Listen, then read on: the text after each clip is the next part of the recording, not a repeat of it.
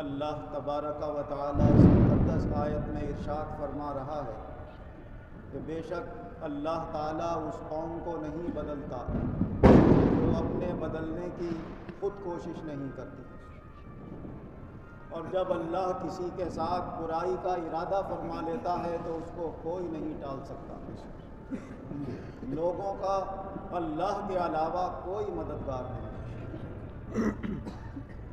اللہ جل شانہ وعظم نوالہ کا اپنے جس بندے پر کرم ہوتا ہے تو اس کے لیے ایک چھوٹا سا واقعہ بھی زندگی بدل دینے کے لیے کافی ہوتا ہے۔ تھوڑی سی نصیحت بھی اس کو ہمیشہ کے لیے صحیح معنی میں انسان بنا دیتی ہے۔ نہ جانے کتنے اللہ کے ایسے بندے ہوئے کہ ایک چھوٹے سے واقعے نے ان پر اثر کیا اور انہوں نے دنیا کی محبت اپنے دل سے نکال کر اللہ کی محبت میں اپنی زندگی فنا کر دی۔ حضرت ابراہیم بن ادہم رحمۃ اللہ علیہ اپنے وقت کے بادشاہ ہیں، ان کے والد بادشاہ تھے، ان کے بعد انہی کا نمبر آنے والا تھا بادشاہت کا۔ مگر جب انہوں نے یہ دیکھا غور کر کے کہ ہم سے پہلے اور ہمارے والد سے پہلے بھی بڑے بڑے بادشاہ ہوئے، چند سالہ زندگی ہوئی، 60 سال کی، 70 سال کی شان و شوکت ہوئی، غلام باندی، نوکر چاکر، فوج فراش، مگر جب آخری وقت آیا موت کا تو پھر ایک غریب میں اور ایک بادشاہ میں کوئی فرق نہیں تھا۔ چو آہنگ رفتن کنت جانے پاک، چے بر تخت مردن چے بر روئے خاک۔ جب یہ پاک جان جسم سے نکلنے کا ارادہ کرتی ہے تو پھر کیا تخت پہ مرنا کیا خاک پہ مرنا، دونوں برابر ہو جاتی ہے۔ تو جب ایک بادشاہت اور غربت آخر کار برابر ہونا ہے اور بادشاہت میں خطرات زیادہ ہیں، غربت میں اتنے خطرات نہیں ہیں، تو کیا فائدہ اسی حکومت سے؟ سب کچھ چھوڑ چھاڑ کے نکل گئے اپنے گھر سے۔ لوگوں نے کہا بھائی اپنے کیسی نادانی کریں، اتنی بڑی بادشاہت اور حکومت چھوڑ کر چلے گئے؟ کہا ہاں، وہ حکومت جو تھی ہماری صرف لوگوں کے جسموں تک محدود تھی، ہم اپنی طاقت اور رعب کے بل پر بس ان کے جسموں تک حکومت کرتے تھے، دل تک نہیں پہنچ پاتے۔ اب جب ہم نے یہ طاقت والی اور پاور والی حکومت چھوڑی ہے تو اللہ نے ہر چیز پہ ہمیں حکومت عطا فرما دی۔ فرمایا دیکھنا چاہتے ہو؟ انہوں نے ایک سوئی دریا میں پھینکی اور مچھلیوں کو حکم دیا ہے دریا کی مچھلیوں ہماری سوئی واپس کر دو۔ تو جب دریا سے مچھلیوں نے منہ باہر نکالا تو ہر مچھلی کے منہ میں ایک سوئی تھی، پہچان لو بھائی کون سی سوئی ہے۔ تو وہاں تو زبان سے پھر نکلنا ہے، اللہ تبارک و تعالیٰ اپنے کرم سے اس بات کو پورا کر دیتا ہے۔ تو وہ حکومت جو ایک خطے تک محدود ہو، ایک حصے تک محدود ہو، وہ حکومت زیادہ اونچی ہے یا اس حاکم مطلق کے بن کر پوری کائنات پر حکومت کرنے لگو وہ حکومت زیادہ بڑی؟ تو اللہ والوں کی حکومت تو پوری کائنات پہ ہو جاتی ہے۔ شروع میں بلاسپور کے لوگوں نے ہماری کچھ عزت دیکھی کہ صاحب اگر آپ چرمینی کے الیکشن میں کھڑے ہو جائیں تو بس فوراً جیت جائیں گے۔ میں نے کہا اوپر سے نیچے کو گرا رہا ہے، اللہ نے کرم فرمایا ہے، ہر وقت چرمینی ہے، ان کی تو وقتی ہوتی ہے، کیوں دھوکہ دیتا؟ ایسی 2-4 روز پہلے ایک صاحب کہنے لگے بیٹھ کر، وہ رامپور کا حوالہ دینے لگے۔ میں نے کہا اللہ کا شکر ہے، اللہ کا احسان ہے، لوگ محنتیں کریں گے، کوشش کریں گے، ملی 2-4 سال کے لیے نہ ملی اور ایک دوسرے کی برائیاں اور عیب اور غیبتیں انتہا ہو جائے گی، کیا فائدہ ایسی چیزوں سے؟ جب اللہ نے بغیر ان عہدوں کے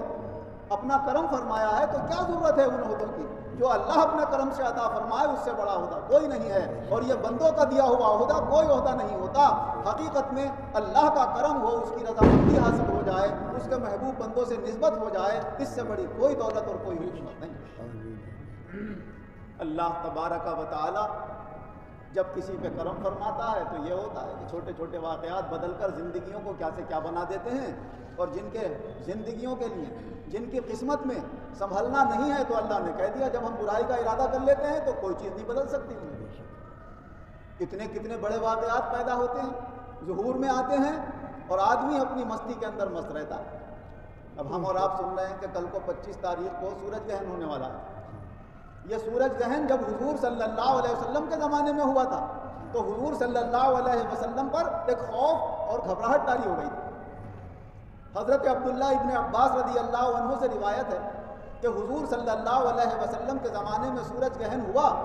تو گھبرا کر حضور نے صحابہ میں اعلان کرایا، کہہ دو عیدگاہ میں جماعت سے نماز ہو۔ سارے مسلمان اکٹھے ہو کر عیدگاہ میں پہنچے اور 2 رکعت نماز حضور صلی اللہ علیہ وسلم نے جماعت کے ساتھ پڑھائی، اور اتنی لمبی پڑھائی کہ پہلی رکعت کا جو قیام کیا تو اتنا لمبا جیسے سورہ بقرہ 2.5 پاروں کی پڑھ دی۔ اور فرمایا عبداللہ ابن عباس رضی اللہ عنہ نے کہ میں تو پیچھے تھا، پیچھے والوں کو تو ایسا لگا کہ جیسے حضور نے سورہ بقرہ کے بقدر پڑھ کر اللہ اکبر کر کے رکوع کر لیا، سب رکوع میں چلے گئے، اور پھر رکوع بھی اتنا ہی بڑا کہ جو سورہ بقرہ کے برابر کچھ کم ہوگا اس سے۔ فرمایا پھر رکوع سے اٹھے تو پھر اتنا ہی لمبا قیام، ایک ہی رکعت میں دوسرا اتنا لمبا قیام کہ جو رکوع سے بس کچھ ہی کم ہوگا۔ اور فرمایا پھر اس کے بعد رکوع، کسی نے 2 بار قیام اور رکوع کیے ایک رکعت میں، کسی نے 3 بار رکوع اور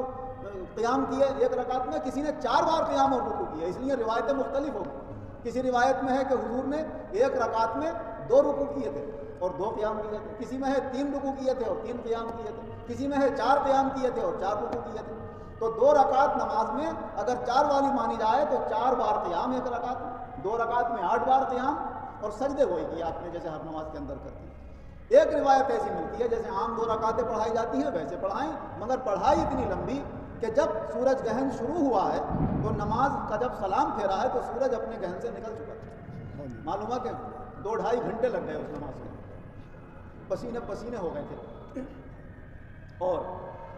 یہ کیفیت کہ جب کوئی خوف طاری ہوتا ہے تو ایسا ہوتا ہے کہ اللہ تبارک و تعالی پردے بھی بہت ساری چیزوں کی نگاہوں سے ہٹا دیتا ہے۔ ایک صحابی عرض کرنے لگے یا رسول اللہ جب آپ نماز پڑھا رہے تھے تو نماز پڑھاتے پڑھاتے آپ آگے کو کیوں بڑھ رہے تھے اور پھر تھوڑی دیر کے بعد آپ پیچھے کو کیوں ہٹ رہے تھے؟ تو حضور صلی اللہ علیہ وسلم نے فرمایا اللہ نے میرے سامنے جنت کر دی، جنت میں انگوروں کے خوشے لگے ہوئے بالکل میرے سامنے تھے، میں نے آگے بڑھا سوچا کہ خوشہ توڑ لوں، مگر پھر میں نے سوچا کہ راز کھل جائے گا جنت، چھوڑ دیا میں نے۔ اگر میں وہ توڑ لیتا تو جب تک دنیا باقی رہتی جب تک لوگ اس سے کھاتے رہتے، کیونکہ جنت کے پھل کا انداز یہ ہے کہ جو پھل جس جگہ سے توڑتے ہی دوسرا پھل وہاں پیدا ہو جاتا، تو توڑتے رہو گے پیدا ہوتے رہیں گے، توڑتے اور اتنا ہی سائز کا پیدا ہو جاتا ہے، اسے بڑھنے کی ضرورت بھی نہیں پڑتی۔ تو وہ تو جب تک دنیا رہتی وہ اسی طرح لوگ توڑتے رہتے اور کھاتے رہتے۔ تو کہا جو میں پیچھے کو ہٹا تھا تو ایک دم دوزخ میرے سامنے آ گئی تھی اور اس کے شعلے تیز آ رہے تھے، تو میں نے ہاتھ سے ایسے کیا کہ کہیں میری کسی امتی کو اس سے نقصان نہ پہنچے۔ فرمایا دوزخ ایسی میرے سامنے آ گئی تھی کہ میں نے اس میں اس شخص کو بھی دیکھا جس کا نام عمرو بن لحی ہے، جس نے سب سے پہلے سانڈ چھوڑنے کی روایت قائم کی، شروعات کی تھی۔ یہ بیل کا جو نر ہوتا ہے جیسے ہمارے ملک میں بھی چھوڑ دی جاتے ہیں، سڑکوں پہ گھومتے پھرتے ہیں، سب سے پہلے یہ رواج جس نے قائم کیا ہے عرب سے شروع ہوا ہے، اور عرب میں ایک شخص کسی زمانہ جاہلیت میں عمرو بن لحی تھا، سب سے پہلا سانڈ اس نے چھوڑا تھا۔ یہ شرک کی صورت جب تک دنیا میں قائم رہے گی، جو اس ناجائز عمل کو کر کے گناہ گار ہوں گے انہیں تو گناہ ملے گا، ہر گناہ گار کا ایک گناہ اس پر ضرور جائے گا، کیونکہ حضور صلی اللہ علیہ وسلم نے فرمایا جو بری رسم دنیا میں قائم کرتا ہے تو جتنے لوگ بھی اس پر عمل کریں گے بری رسم پر، سب کا گناہ اس اکیلے کے کاندھوں پر ضرور آئے گا جس نے وہ رسم شروعات کی ہے، اور گناہ کرنے والوں کے گناہ میں کوئی کمی نہیں آئے گی، ان کا گناہ ان کو ملے گا۔ حضور نبی اکرم صلی اللہ علیہ وسلم نے نماز کا سلام پھیرنے کے بعد لوگوں کو خطبہ دیا اور ارشاد فرمایا کہ یہ سورج گہن یا چاند گہن نہ کسی کے مرنے کی وجہ سے ہوتے ہیں نہ کسی کے پیدا ہونے کی وجہ سے ہوتے ہیں، فرمایا یہ اللہ کی نشانیاں ہیں، اللہ اپنے بندوں کو خوف دلانے کے لیے یہ نشانیاں دکھاتا ہے۔ تو اللہ تعالیٰ نے سورج گہن کا بھی طریقہ ایک ذریعہ بنایا ہے اپنے بندوں کی ہدایت کے لیے، ان کے دلوں میں اپنا خوف پیدا کرنے کے لیے کہ بندے کچھ ان حالات کو دیکھنے کے بعد ڈریں اور میری طرف متوجہ ہوں۔ اللہ کا اپنے بندوں کے فائدے کے لیے سب سے بڑا مقصد یہی ہے کہ میرے بندے میری طرف متوجہ رہیں، جتنا میری طرف متوجہ رہیں گے ان کی دنیا بھی کامیاب ہوگی اور ان کی آخرت بھی کامیاب ہوگی۔ اور آج میری زندگی میں یا تو یہ دوسری بار یا تیسری بار ہو رہا ہے، ہم دیکھتے ہیں کہ کوئی بھی اثر نہیں ہوتا لوگوں پر، مزے لیتے ہوتے ہیں، کوئی پانی میں پرات میں پانی رکھ کے اس میں دیکھ رہا ہے، کوئی دیکھ رہا ہے، اتنا تو ڈر ہوتا ہے کہ صاحب اس میں اوپر کو دیکھنا مت، نگاہ خراب ہو جائے گی، بچہ پیدا ہوا تو ٹیڑھا ہو گیا فلاں ہو گیا، جو نہیں ہیں اثرات اس کے ان سے ڈرایا جاتا ہے، اس طرح کے کوئی اثرات نہیں ہیں، بس صرف اس کا مقصد یہ ہے کہ اللہ تبارک و تعالی قیامت کا نظارہ دکھاتا ہے اپنے بندوں کو کہ اللہ سے ڈرو کہیں یہ قیامت کا منظر تو نہیں ہے، کیونکہ قیامت کے احوال میں اللہ تعالیٰ نے فرمایا اذا الشمس کورت، جب قیامت آئے گی تو سورج کی روشنی ختم کر دی جائے گی۔ تو حضور صلی اللہ علیہ وسلم نے فرمایا جب سورج گہن یا چاند گہن دیکھو تو گھبرا کر مسجدوں میں جاؤ، اللہ کی عبادت کرو، ذکر و اذکار میں لگو اور اللہ سے اپنی مغفرت کی دعا مانگو۔ جب تک وہ گہن کی حالت میں رہے اللہ کو یاد کرتے رہو، اللہ کو پکارتے رہو، یا تو وہ گہن سے نکل جائے گا یا جو اللہ کا فیصلہ ہونے والا ہوگا وہ ہو جائے گا، مگر تم اللہ کی یاد میں اپنا وقت گزارو۔ اللہ جل شانہ و عم نوالہ اپنی نشانیوں سے ہمیں سبق لینے کی توفیق عطا فرمائے اور اپنی زندگیوں کو بدلنے کی، برائیاں چھوڑنے کی اور اچھائیاں اختیار کرنے کی اللہ توفیق عطا فرمائے۔ آمین وآخر دعوانا ان الحمدللہ رب العالمین والعاقبۃ للمتقین والصلاة والسلام علی خیر خلقہ محمد وآلہ واصحابہ اجمعین۔ اے اللہ ہمارے گناہوں کو معاف کر، آئندہ گناہوں سے بچنے کی توفیق عطا فرما۔ اے اللہ تو نے دنیا کو دھوکے کی جگہ بتایا، وما الحیات الدنیا الا متاع،